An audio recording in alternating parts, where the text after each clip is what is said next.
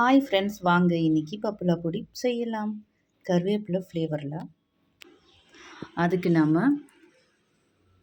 இந்த பருப்பெல்லாம் ஃப்ரை பண்ணி எடுத்துக்கலாம். இது சிறுபருப்பு, தோரம் பருப்பு, உளுந்து பருப்பு, கடலைப்பருப்பு, உடைச்ச கடலை கொஞ்சம்,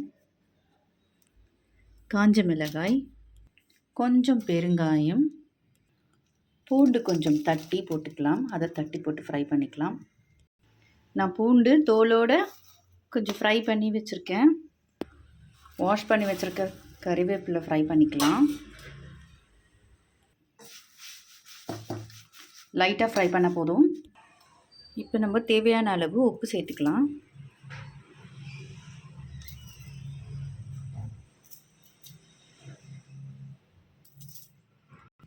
நான் புளி கொஞ்சம் போட்டு செய்வேன், ஸோ கொஞ்சம் அதையும் சேர்த்துக்கலாம்.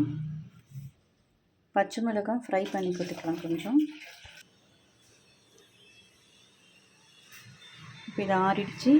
மிக்ஸி ஜாரில் சேர்த்துட்டு நம்ம இதை அரைக்கும்போது நெய் கொஞ்சம் விட்டுக்கலாம்.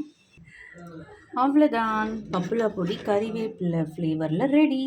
செம்ம சூப்பராக இருக்கும். சாப்பிட்டு பாருங்கள் நீங்களும் செஞ்சு. தேங்க்யூ.